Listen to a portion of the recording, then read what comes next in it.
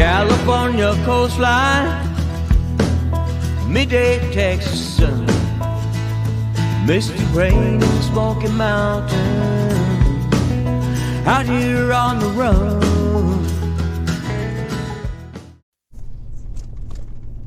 Hey, welcome back to the channel, everybody. We are just heading out from picking up some new attachments for this year's work season.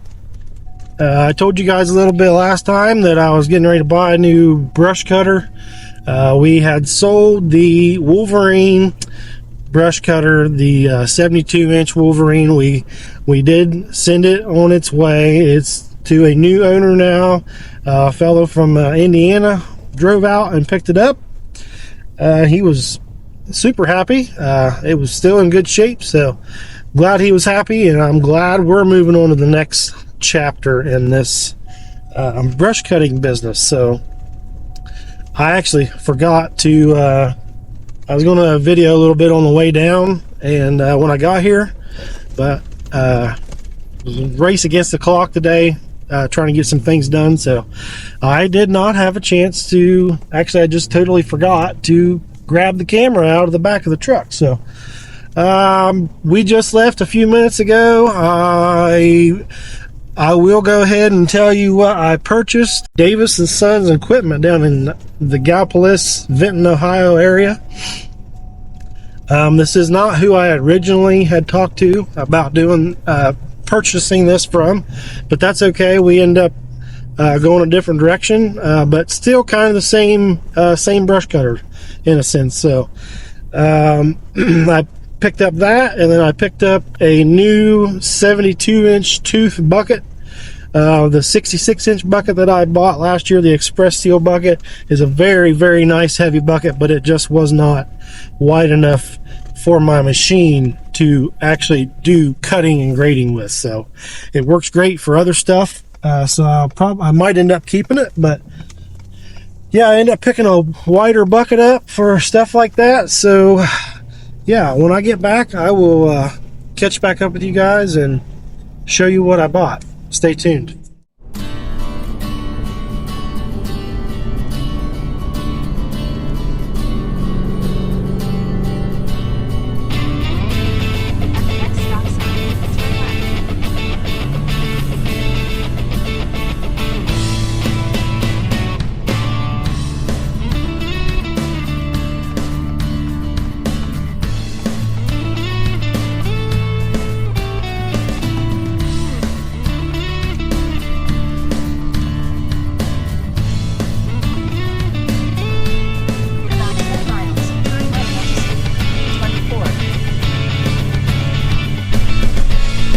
Say hi, Paisley. Say hi. Had to stop and pick one up from school.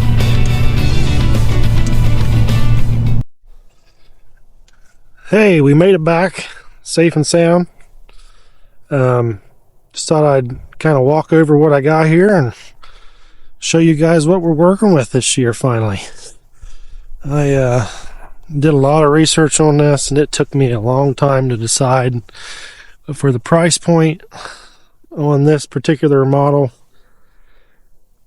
it was hard to pass up. I still might have a demo style cutter I might look into with it. I got a deal going on with a guy. Actually, I bought some attachments off him before. That's where I got the Wolverine from.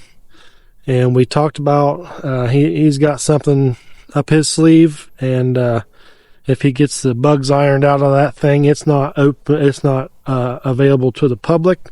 We might try that out, but for now, this is what I went with. So what we have here is a Carolina Attachments. I actually picked up the 60-inch model, not the 72 or the 78 or the 84. This is the xbc-7 gen 2 model. This thing is a beast. No, it does not have the 4-blade system, but it is the 3-blade system with, I believe that's I want to say probably a 3/4 inch thick flywheel with 3 sets of 4 carbide teeth. It does have the AR 400 blades, bi-directional. It's a heavy made piece. It's got the heavy skid plates shoes on it. It is a very heavy made machine. I decided to go with the 60-inch over the 72. Once I had full intentions on buying the 72, and then I showed up and you had all those in a row, and I'm like, you know what? I did some measuring and I got looking around, and I've run into problems in the woods, mainly being too wide. If it's wider than your tracks, all you want to do is catch stuff on these corners here. And luckily this design is made a little different than the old one I had, but it's a pain in the butt. You're always catching trees on it. And it's hard to turn and stuff like that. And you just can't maneuver around stuff. And after I did some measuring, I decided to go with the 60-inch. There wasn't really a big price difference, not like you would expect for the size of the size difference. You would think it'd be a bigger price difference, but that's not the case, unfortunately. But I did save a little bit of money. But this unit does have the 17 to 30 gallon per minute. I assume, I'm not for sure, but I think it's the piston drive motor, but I honestly don't know. I'd actually have to look that up, so don't quote me on that stuff, guys. But it is made in the USA. It is very heavy made. Comes with your typical face couplers, which is pretty much standard anymore. It runs through there really nice, which was something I always had trouble with on my Wolverine. I always had to put a bungee strap on here and hook it up on the machine to keep it, from catching stuff. So that's pretty nice. This is a very heavy piece. This is very heavy tubing, very heavy decking. I don't know the exact details on this, but I hope I don't kick myself in the butt for going with a narrower model. But we have access to brush hogs for tractors. We have 5 foots, 7 foots, 10 foots, and bigger if we needed. So there's really no point in having anything bigger than your tracks when you can use a tractor, and it's just less wear and tear on your machine anyways. So, tracks and rollers and sprockets and stuff, that shit's not cheap. So why wear it out if you don't need to? See what else we got here. I picked this up from a place in Vinton, Ohio, which is about an hour and a half south of me. Davis & Sons Equipment Sales. Great guy to work with. He had the best price I could find around on it, and that's why I went with them. So I can't wait to try this thing out.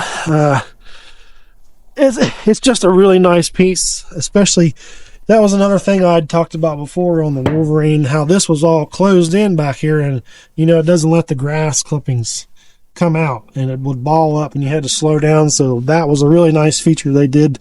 This particular brand is cut out. There's probably, I'd say at least 4 inches there, so you can see the blade carrier and everything. So it lets that grass come out. Obviously it has more angle on here, so you can tip it up versus the Wolverine. Much heavier made. Even the pump cover, that's even heavy made, and it has bolts in it, not self-tapper screws. So that's a plus. But once I get my skid steer back together, we actually got it tore apart right now. Had to do some maintenance on it. It was just needed some stuff fixed that I'd kind of put off. Not major stuff. I had to get the starter rebuilt, and just did some lighting and new lighting and stuff like that. So nothing major, but while we were there, we went ahead and picked up one of these Carolina attachments. This is the 72 model tooth bucket, This thing has, I'm not entirely sure, I believe that's 1/2 inch side paneling, side skirting, which is nice and heavy. The bottom, I believe, is 3/4 cutting blade with replaceable teeth.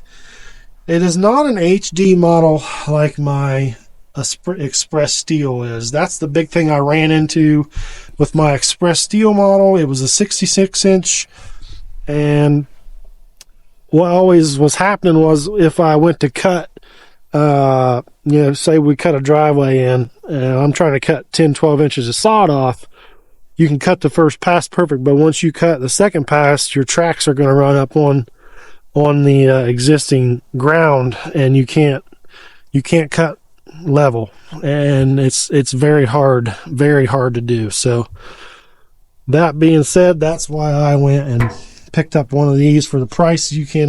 I don't think you could beat it. Again, I got that at Davis & Sons as well. Great price on it, pretty heavy made, got a nice step on it. It is not the high capacity model by any means, but being wide enough for my tracks, I'll be able to cut level now and not fight when I'm doing projects like that. So that's going to be great to have this year. I don't know what else to say right at this moment. Once I get my skid steer hooked back together and ready to go, I'm going to get this thing hooked up and get it fired up and check it all out, and hopefully bring you guys along for that. So hope everybody had a good New Year, good holiday. Getting excited, get this new stuff unloaded here the next week or so and get it checked out, and hopefully we can put this stuff to use pretty soon. So I hope you guys all stay tuned, like, subscribe, comment, and I'll see you guys next time.